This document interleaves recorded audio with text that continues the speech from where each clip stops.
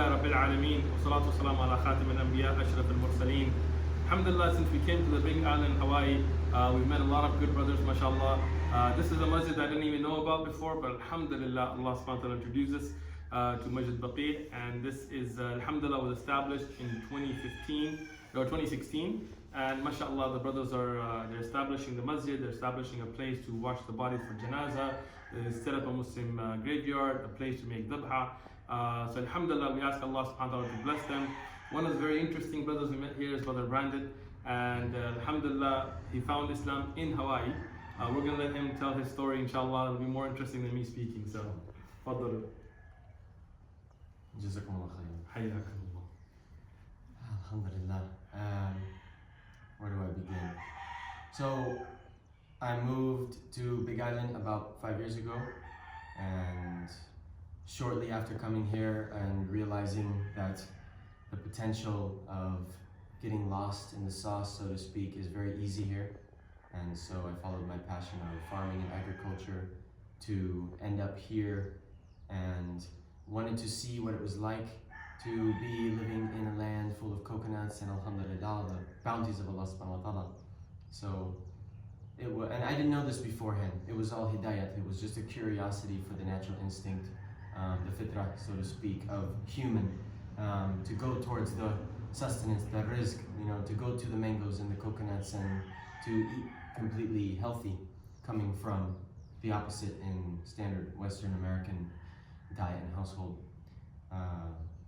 So from a child, I'd always been interested in agriculture, and this leads me to the rizq that I'm amongst now, of course. So alhamdulillah, I came to Big Island after a long past of things and lots of just negative things from America, and didn't learn anything except for how to be bad. So I came to Hawaii to try to be good.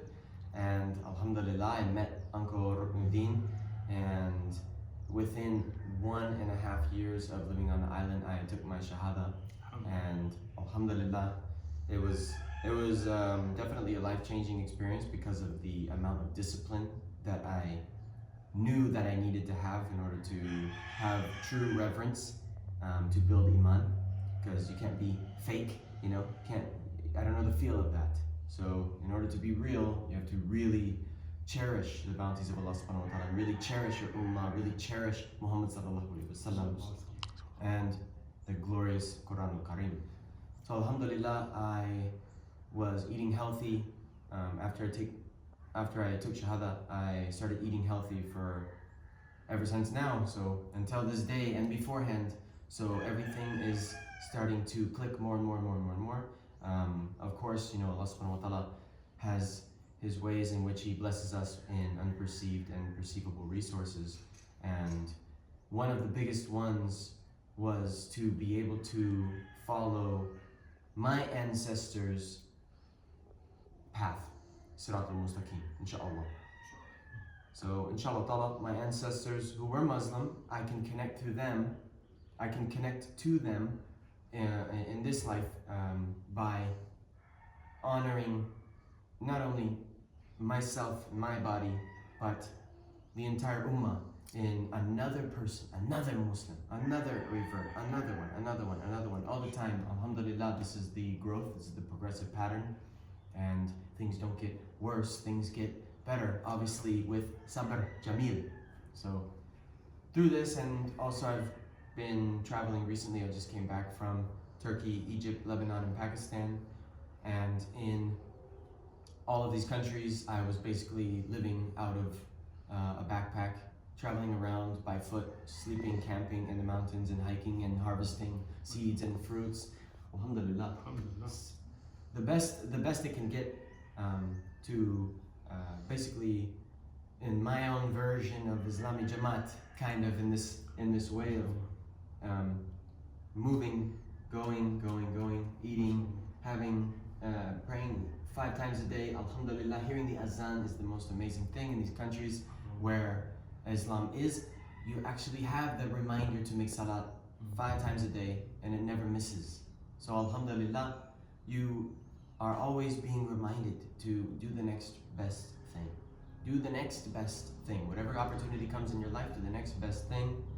I don't want to make it too long-winded, but basically what I love about Islam is that it holds you accountable and responsible. Nobody is getting a free ticket to Jannah, and you are not guaranteed to go to Jannah, but inshallah, the mercy, the rahmah, the rahman is so, I'm trying to think, I just read the other day, in a book that is over the throne of Allah subhanahu wa ta'ala, is written, my anger is preceded by my mercy. Alhamdulillah. So with this attitude and this, with this mindset and this attitude, it's very easy for someone who, like myself, had studied theology ever since I was 16, and just, ever since the mind sparked. Ever since 16, now I'm 26, so in 10 years my life has completely, miraculously gone, it's almost Jannah here for me now, as far as I think and feel and see and taste. What other reasons do we have mangoes to eat and coconuts to drink? It's to share. So going and traveling across the world, you learn all of this haya, you learn the modesty, you learn the poise, the patience, the respect level, how people move, how people should be treating each other in all different ways. And it's behind the filter of Islam in every single moment. So alhamdulillahi rabbil alameen. Now I'm sitting here with Sheikh Uthman and Brother Haji and Uncle Ruknuddin and Brother, remind me your name, brother? Yusuf. And Brother Yusuf, alhamdulillah. And we get to discuss deen. So, alhamdulillah, what more important than that? May Allah subhanahu wa ta'ala accept it from you and give you istiqamah, and make this video a means for other people who may be going through their life undisciplined, the chaos that Western life kind of throws you at, to find the hidayah, the guidance from Allah subhanahu wa ta'ala to bring us upon that right path.